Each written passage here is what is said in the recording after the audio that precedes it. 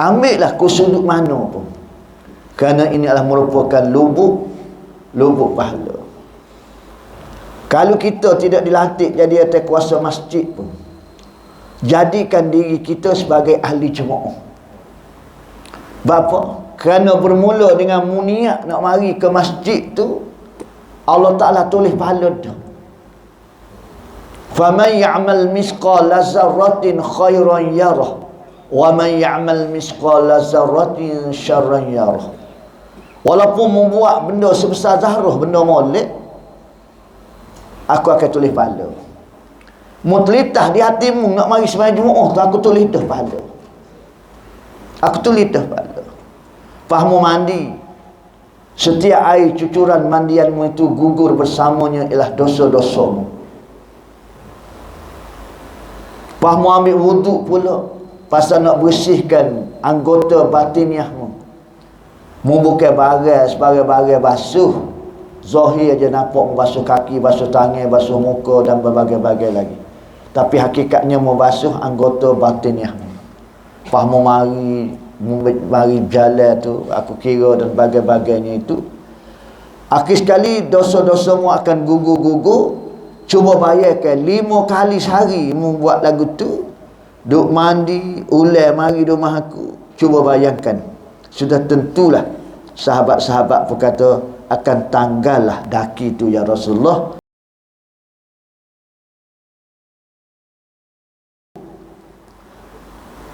Diberi pahalanya seperti memerdekakan saya 80, supaya dia merdekakan hamba 80 orang.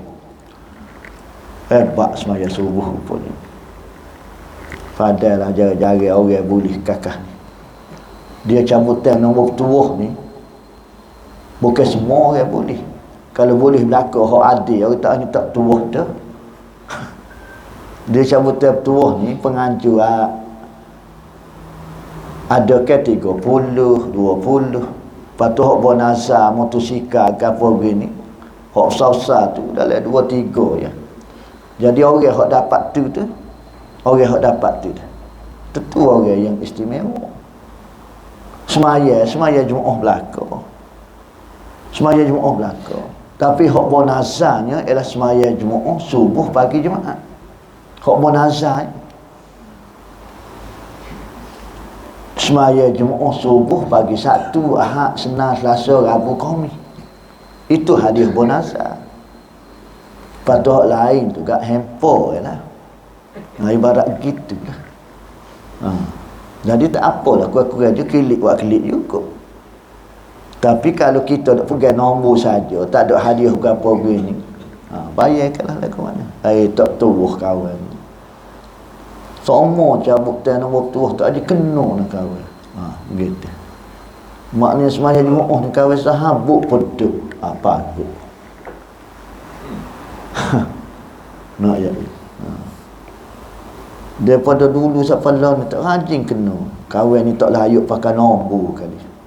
Tak layuk main nombor kali. Bayangkanlah, Allah Ta'ala merdekakan 80 hamba. Bukan sebagainya pahala ni.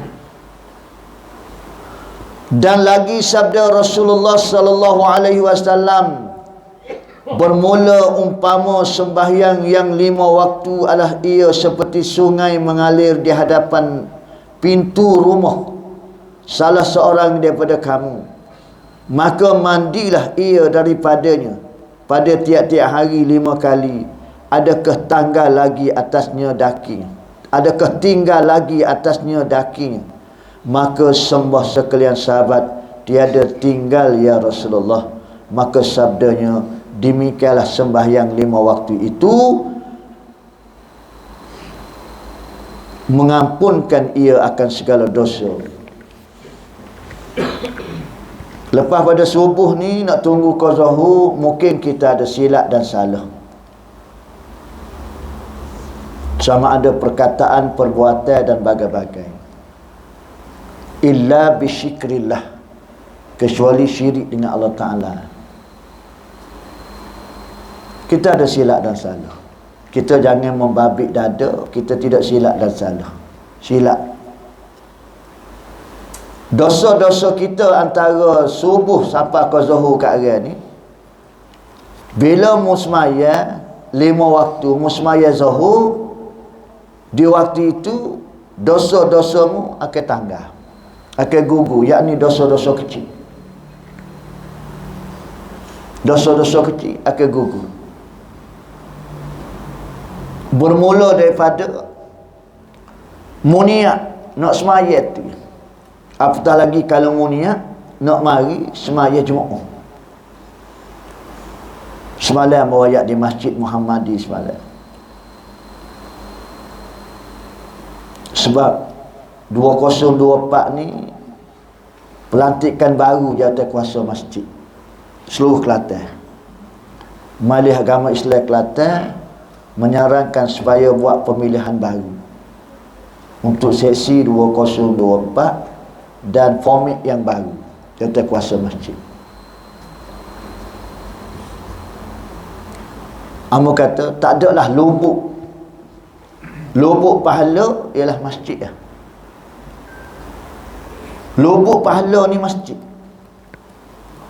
Mau buat gapo benda molek di masjid pun Allah Ta'ala kira berlaku.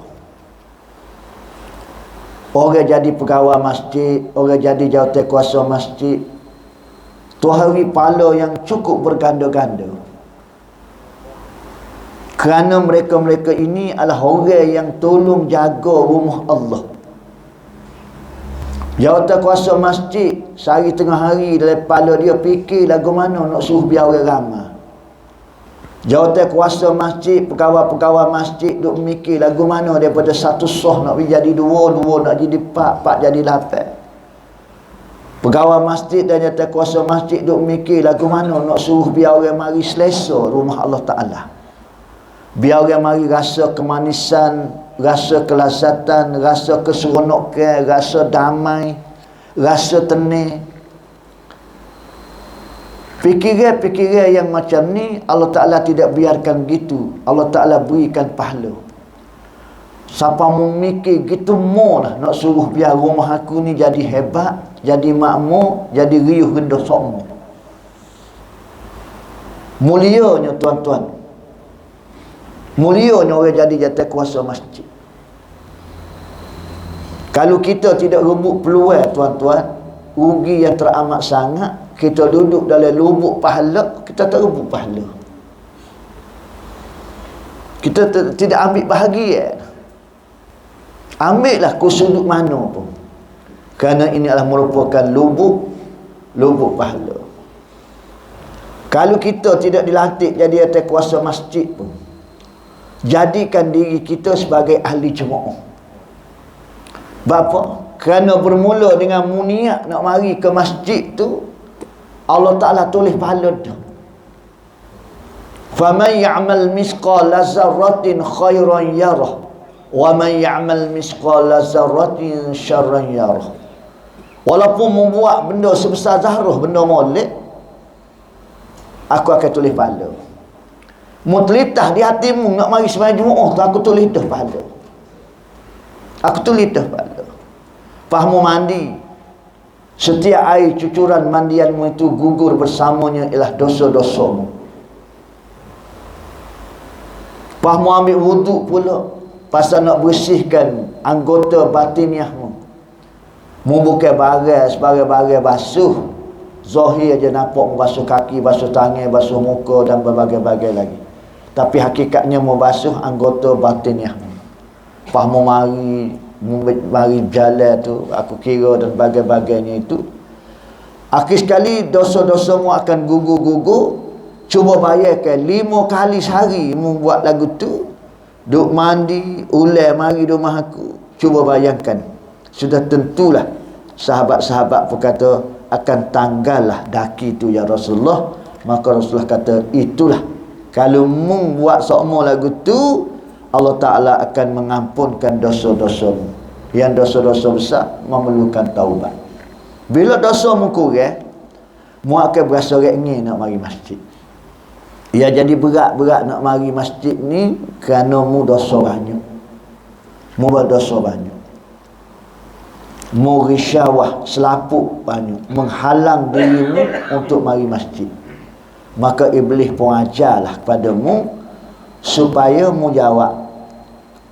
Jangan binapuk mu tu dosa banyak.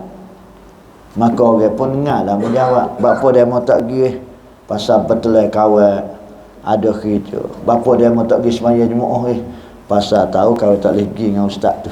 Bapa dia mau Jumaat pandailah iblis jaga. Pandailah iblis jawab. 1001 jawapan iblis ajar supaya nampak kita tak mari, kita tak pergi Jumaat mana-mana lah. Nampak supaya ada hal semacam. Iblis pandai jawab. Pasal dia cukup tidak suka. Orang mari semaya Jumaat, orang mari masjid. Nak pula kalau orang tu istiqamah, konsisten, lagi dia kau serabut perlu. Bila dia tengok orang tu sudah hatinya tergantung di masjid, tak ada lagi dia. Tu ya dia rusunan.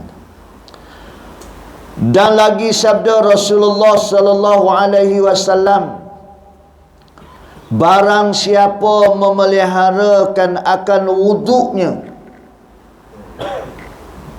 ambil molek wuduk. Ambo berkesempatan dengar Ustaz Nazri ngajar kuliah sini malam. Dia menceritakan tentang kesempurnaan wuduk. Biar rata molek ambil. Nak suruh dia kata memeliharakan wuduk, ambil molek. Kadang-kadang kita ni lepas pandai, kita berasa kita lama dah, kejap kecil lagi pandai ambil wuduk. Walhanya wuduk kita tidak sempurna, tidak rata. Kita pekoh kata berkomo-komo. Kita lagi komo. Ni budak-budak mengaji sekolah kan. Kalau sebut berkomo-komo, artinya benda tu berulang-ulang. Bahasa berkomo-komo.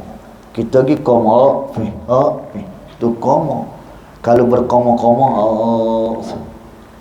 apa hikmah dia? Kerana melalui berkomo-komo tu, antara hikmahnya ialah napasmu jadi panjang. Siapa dia nak suruh napas jadi panjang? Main gitulah. Tukar-tukar lagu, dia latih gitulah nak suruh napas panjang. Hari ni boleh sepanjang ni, esok panjang lagi, lusa panjang lagi, tolak panjang lagi. Tapi dia kalau masa ambil dengan Haji Nording dulu, bila Masjid Kota Baru, dia suruh dengan telur, pecah telur tu, ambil kuning tu, buah lemon, buat jangan lebih pecah. Letak sari sebelah tu kat enggak lah ni telur payah nak kata. Jadi buat angai. Napas jadi panjang. Enggak kita ambil wuduk pakai happy. Menghiru air ke hidung. Kita tak hiru air ke hidung, kita basuh hidung. Dalam kitab fiqh kata menghirup air ke hidung. Bubuh air dalam tangan gitu, pasirok. Tu pikuk mulut. Tu menghirup air ke hidung. Tu dalam kitab fiqh kata. Apa hikmahnya? Di antara hikmahnya, nak basuh selaput ni dalam ni. Yang menyebabkan bila kita baca Quran, pun naik suara kita ke batin hidung. Jadi sengau pun. Alhamdulillahi Rabbil Alamin. Puji-pujian bagi Tuhan sekalian alam. Selaput. Jadi bila kita sirok gitu, dia tubik ke mulut. Ketubik ke mulut tu, jelah saluran kita clear mulut. Pasal selaput ni ada selaput premi, jong, saat, ada lah ke selaput.